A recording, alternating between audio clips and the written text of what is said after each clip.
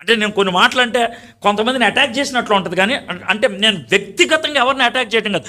సేవకుడు అనగానే వాడికో డ్రెస్ ఉండాలా, వాడికో సెటప్ ఉండాలా, సేవకుడు అనగానే ఆడు బైబిల్ ఇంకోటి మొయ్యాలా, సేవకుడు అనగానే ఆడు ముందు ఒకటి వెనకాల వెనకాలకి వెళ్ళాలి. ఇదేం సేవ సార్? పిఎస్ స్వామి గారు చెప్తా ఉన్నారు ఒకసారి. ఆయన ఏమంటే ఒకసారి అంట ఆయన పొన్నూరు దగ్గర ఒక ఊరు వెళ్ళాడంట. పొన్నూరు దగ్గర ఊరు వెళ్తే ఆ ఊరు వెళ్తే వాళ్ళకి టాయిలెట్ లేదంట.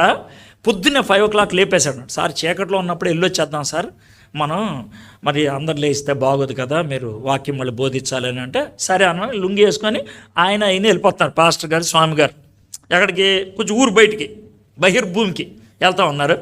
స్వామి గారికి ఒక చిన్న డౌట్ వచ్చిందంట. సార్ మనం మగ్గేం పట్టుకెళ్తలేదు చెంబు అని అంటే, పర్లేదు సార్ అని అంటే, అక్కడ చెరువు ఉంటుందేమో అనుకున్నాడంట ఈయన.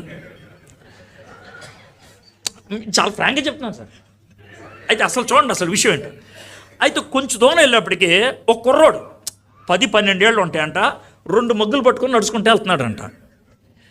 సార్ ఏంటి సార్ 2 మగ్గులు పట్టుకెళ్తున్నాడంటే మన కోసమే అన్నాడంట. అదేంటి సార్ అంటే, మన దగ్గర తర్బీదు పొందుతున్నాడంటే. తర్బీదు దేనికి తర్బీదు? సేవకుడు అవడానికి తర్బీదు. సేవకుడు అవడానికి తర్బీదు ఏంటి? సేవకుడికి చొంపు తీసుకెళ్తాం. అప్పుడు స్వామి గారు అన్నారంట, సార్ బాగా తర్బిదిస్తున్నారు, ఈయన మీకు చొమ్ము మోసుకెళ్తున్నాడు, మీ అంతటా అయ్యేటప్పటికి ఇంకోడిని వచ్చి కడిగారా అంటాడని అన్నాడు. నీకు అర్థమైందా? నెక్స్ట్ లెవెల్కి వెళ్ళాలి కదా సార్. సార్ మీరు నవ్వద్దు సార్, మీరు నవ్వద్దు. మీ ఇప్పుడున్న సేవకుల పరిస్థితి అదే సార్. పిచ్చ కోపం వచ్చేస్తుంది నాకు. నేను చాలా మంది చూశాను.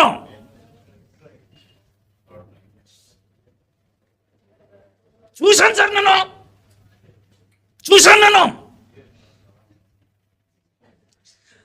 ఒక సేవకుడు ఆయన ఇక్కడికి వచ్చి వాక్యం చెప్పేస్తాడు, ఇలా వెళ్ళిపోతాడండి. వెళ్ళిపోతే బైబిల్ ఇంకోటి మోసుకెళ్తాడు. సిగ్గులేదు నీకు?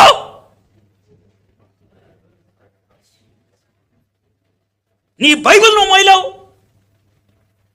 ఇంకేం సావడి? ఎవరి సావడి నువ్వు?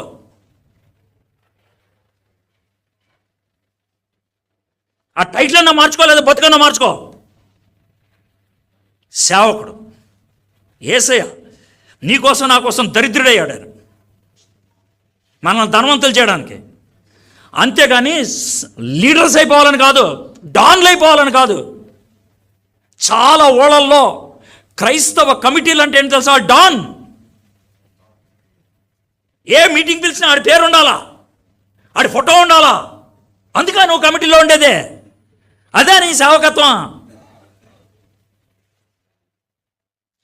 మీరు ఒకవేళ ఎవరన్నా హర్ట్ అయితే చాలా ప్రైజ్ ది లార్డ్, పని జరిగిందని అర్థం.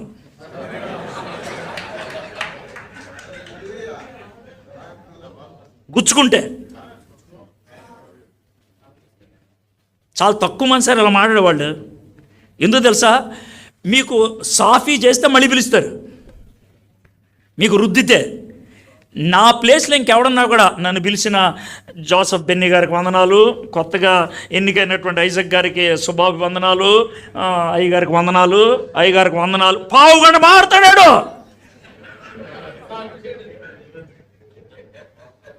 ఎవరికైనా లాభమా? నిన్ను వాక్యం బోధించడానికి స్టేజ్ ఎక్కితే ఆడికి దండాలు పెట్టి, ఈడికి దండాలు పెట్టి, ఆడిని మొక్కి, ఈడు మొక్కి, ఆడిని మెచ్చుకొని, ఈడు మెచ్చుకొని, ఎందుకు హ్యాన్ ఎక్కిందే?